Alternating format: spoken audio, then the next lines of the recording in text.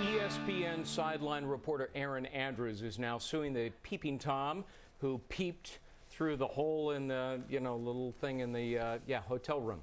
But that's not all. She's also suing the hotels. She's gunning for a six-figure lawsuit. Andrews claims that peepholes on the room doors enabled her stalker, Michael Barrett, to spy on her, saying the incidents continue to cause her great emotional distress and embarrassment. Our legal panel is assembled and is ready to weigh in. Joey Jackson is a defense attorney and trial attorney, and Vikki Ziegler joins us as well.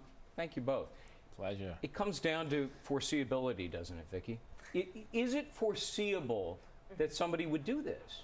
Well, and that's really the question. I think here on the negligence claim, really, was there a foreseeable act that potentially, with the expectation of privacy and somebody giving and disseminating private information, that this could have happened?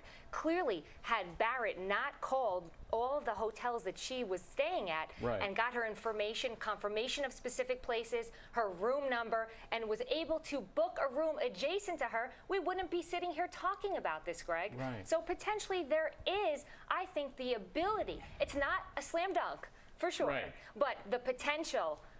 You know what this reminds me of, Joey? Can we put up the video of Casino with Joe Pesci? Because I'm serious. Joe Pesci pays off the bellhops to let him know which rooms the rich people are staying in, and then he rips them off. Smart guy. Smart guy, yeah, Joe Pesci is. Joe Pesci is a very smart guy. But he was playing a role, I want to be fair. No doubt. Listen, Greg, my torts professor used to have this saying, all right? And it was, the risk perceived is the duty defined. And what does that mean? It's about foreseeability. What risk do you perceive such that you can guard against them? When you go to a hotel, clearly you don't want to be robbed. You don't want anybody kicking in your door. But the hotel's certainly not going to perceive or anticipate that there's going to be this wacko peeping Tom out there looking at Erin Andrews or anybody else. Nonsense. And so therefore, they know that there are people like that out there. Of course there are people like that. But do they anticipate that they're going to be making these videotapes outside of her doorway and causing her this embarrassment? Joey, nonsense. You know what? If she was assaulted,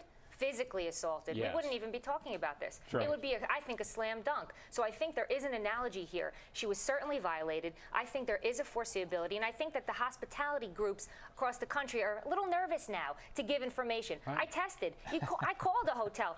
We cannot give any information about any individual staying at this hotel.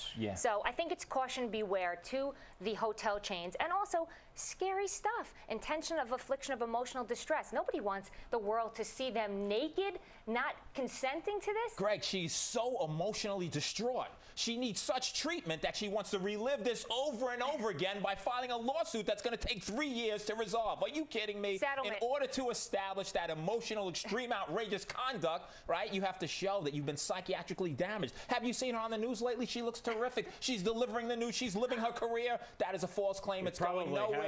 It probably has enhanced her career, Vikki. I must say. Nobody ever heard of Erin Andrews before. Oh, we talk about motivations for filing lawsuits? Oh, okay. Yeah. I see. You don't think she was damaged? I do. No, look, the guy who did this, it's a horrible thing. Awful. He's serving a awful thing. He's serving a 2.5-year prison stint. He deserves to be there. I think it ends there. He should be in prison. He should remain there. But in terms of proceeding with this, different story. Oh, no. It doesn't end there. Seriously, there were months at a time that this woman was mortified, embarrassed. I mean, her family was able to see it. People, it created more stalkers. I think it's terrible. If it happened to any of us, family members, we'd be devastated over it. So I think there's a level, an expectation of privacy. When I go to a hotel room, when you go to a hotel room, who knows who's stalking you, that's not going to happen. Then you know what happens, Vikki? They start talking about it on TV.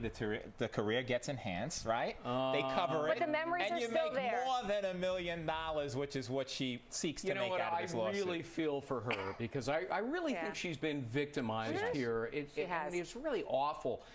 And, hotels, don't they have a duty to make sure that all of their hotel rooms are secure?